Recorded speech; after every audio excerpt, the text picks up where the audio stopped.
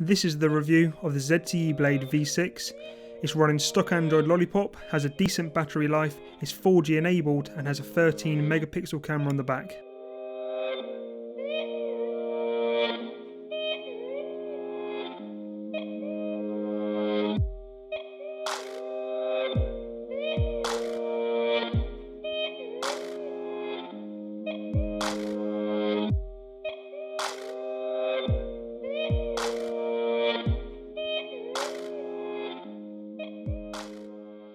Starting off with the build quality, it's got metal rims in all four sides, which are really nice to hold in the hand. Even though the phone is made out of plastic on the back, it still feels pretty solid and it's also light, which is definitely nice. Taking a tour around the phone, on the right hand side you've got your power button and also your volume rocker. Moving along the top you've got your 3.5mm headphone jack. On the left hand side you've got your SIM card tray, which can also hold a micro SD card. And then down on the bottom you've got your micro USB port. Located on the front you've got your main buttons down on the bottom, and then also your 5 megapixel front facing camera, and then flipping over to the back you've got your 13 megapixel rear facing camera and also the speaker. Now moving on to the front you've got your 5-inch screen. I actually really enjoyed using it.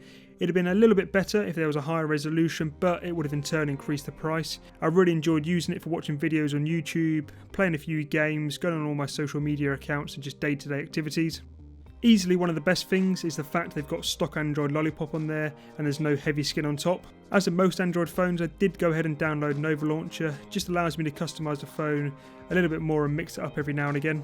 With the 1.3 GHz processor, everything was an absolute breeze, whether that was multitasking from app to app or playing games or using my social media accounts. Now moving on to the camera, on the front you've got your 5 megapixel camera, and then on the back you've got your 13 megapixel camera.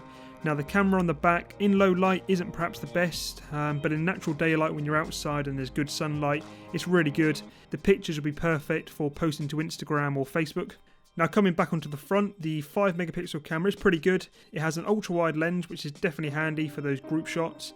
The battery is a 2200 mAh one. Most of the days it would last me the whole day until I got home. There was a few days where I'd have to charge it in the evening before I left work, but 9 times out of 10 by the time I got home in the evening I'd have plenty of power left over and then I'd just stick it on charge overnight. Now it is a fixed battery, so you're not going to be able to remove it and flip it out for a new one during the day.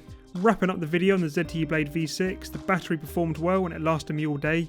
It's running stock Android Lollipop, it's 4G enabled, both the back and front camera were really good, and the build quality with the metal on the sides and the top and bottom made the phone really nice to hold in the hand. If this video was useful, leave a thumbs up below, leave any questions in the comments box, don't forget to subscribe to the Onecom YouTube channel, and we'll see you all in the next video.